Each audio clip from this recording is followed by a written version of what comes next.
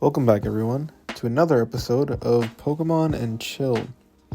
It's been a long time since I've posted one of these. So much has happened in the hobby since Surging Sparks came out and seemingly has caused another Pokemon craze. Prices for Surging Sparks have not calmed down like I thought they would. Even upon release, booster boxes were going for about $160, which is kind of crazy, given that normally a standard booster box goes for about $90 to $100 when it's first released. I was really hoping that prices were going to kind of chill out, but it doesn't seem like they will be. And I'm starting to regret not buying a booster box in English. I had an opportunity while it was still around $160, but I figured it's going to drop eventually.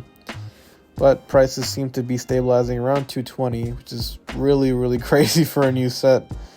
Seems like things have only gotten worse though with the release of Prismatic Evolutions coming out. Products are going for 3 times retail price, which is honestly just evil. I feel like at this point it's just best for us to wait until prices go down, because Pokemon's already mentioned that they're going to do a reprint and they're going to continually release products that have Prismatic Evolution up until I believe April. So it gives us a long time to buy some Prismatic Evolutions, and I mean, it really does suck. I feel like whenever these Pokemon crazes happen, the people who suffer the most are the fans. We don't really get to open any fun product because everything's just so overpriced because scalpers think they can make a quick buck off of us.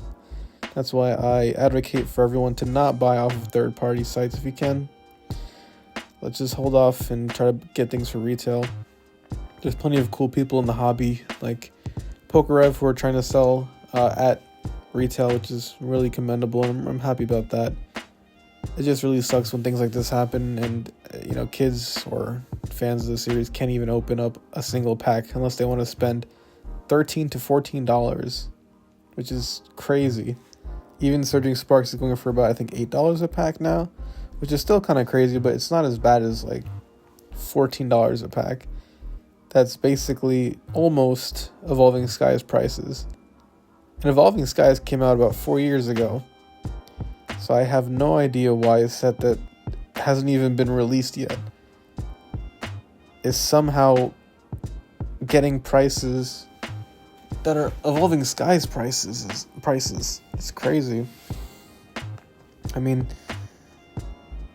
even the ETBs are going for $160. I think an Elite Trainer box ETB, a Pokemon Center ETB goes for about $250.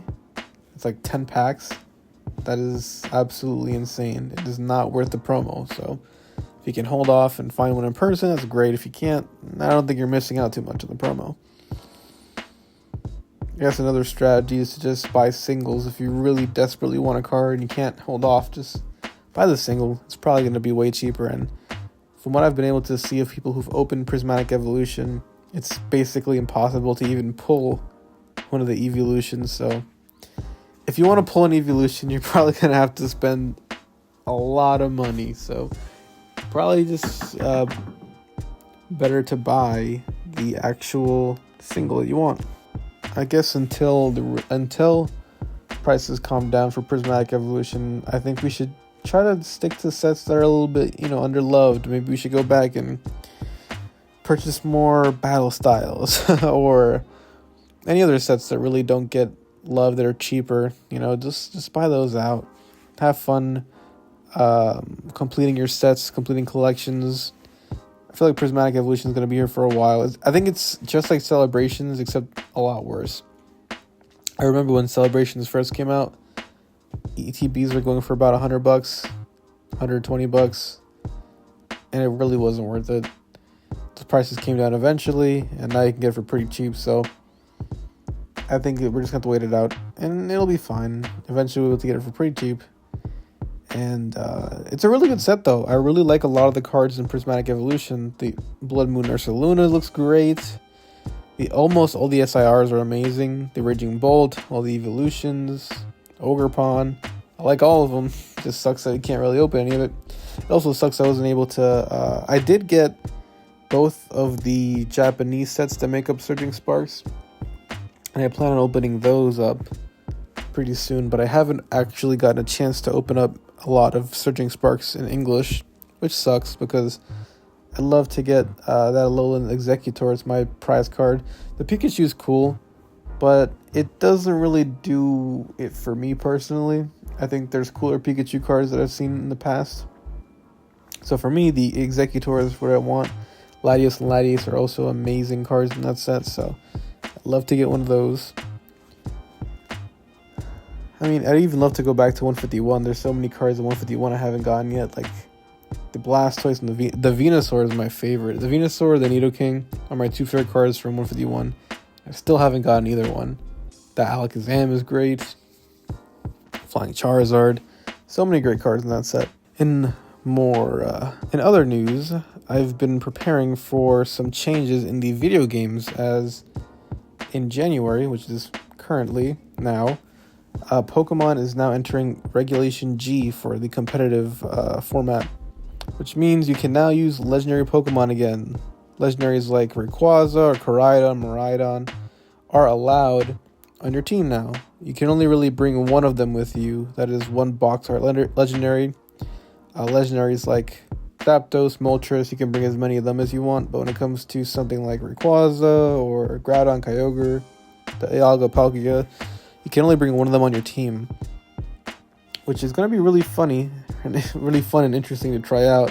Usually whenever we've been able to bring a legendary with us, it's been two. So typically teams were centered around maybe like Rayquaza and Kyogre, sometimes Xerneas and Groudon was a really popular combination. But now you can only bring one restricted with you, which is really interesting. Most people are sticking to Miraidon and the Calyrexes because they're the most overpowered Pokemon in the game. That used to be Zacian until it got nerfed and Dynamax was no longer a thing. All of a sudden, it's not really that impressive. But I don't really want to pick one of these Pokemon because I don't find them to be that interesting. I do like Miraidon. I think Miraidon's pretty cool. I think it's pretty fun, but I like to pick the most out-of-meta picks I can choose. And recently, Pokemon has had an event where you can catch a shiny Rayquaza. So I was thinking I'm going to use that shiny Rayquaza because I took the time to catch it, so I might as well use it. But I'm realizing really quickly, Rayquaza is a really difficult Pokemon to use.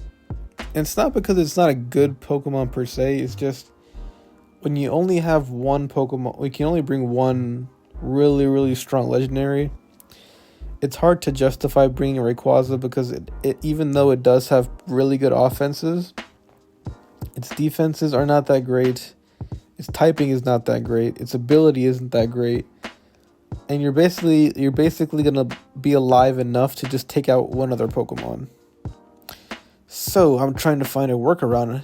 I'm thinking maybe picking a Terra type that can, I don't know, it's hard. I've been experimenting with like a Terra Steel, a Terra Fire, Terra Normal. Some people want to run it like Dragonite where it uses extreme speed and a choice band. Me, I think that's a little boring, so I thought like it'd be really crazy is using Terra Fire and having overheat on it, be like a giant nuke, but it's very gimmicky and I don't really want to do a super gimmicky team either, so I'm trying to figure it out. I'm sure I'll think of something pretty fun. But yeah, the current meta is going to be fun, and I think using meta picks are a little bit too boring for me, so I really enjoy the struggle of having to think outside the box and capitalizing on my opponent's assumptions. I think 2025 is going to be a really good year for this channel. I'm going to post as much content as possible. I'm going to have fun filming and opening cards, playing the video game. I'm going to be uploading a lot more video game content onto this channel. It's going to be basically strictly Pokemon shiny hunting. I used to shiny hunt a lot when I was in high school. And so recently I've been falling back in love with shiny hunting. It's a lot of fun and also way easier than it used to be. I think it requires so many less soft resets, and it's just a lot easier now with the sandwiches and with the shiny charm, and it's not, I mean, it's still to me as gratifying as it used to be. it's just a lot easier. So I am going to definitely partake and have some fun with that. Gonna have fun shiny hunting, gonna have fun team building, and I'm gonna have fun opening cards for all of you. And I'm gonna make sure to post as much as I can about that process on here so that I keep you all updated, and I think it'll be fun. I'm gonna have fun, certainly, and I hope you guys have fun watching as well. As for cards, I have a couple of really cool surprises for this year. I have 2 really cool vintage items I'd like to open. Being able to share with you my love for Pokemon has kind of brought back my childhood in a way, so I'm pretty happy about that. Anyways, I hope you guys enjoy this one. It's been a lot of fun filming, and I hope you guys look forward to the content coming in the future. Have a good one, guys. Take care.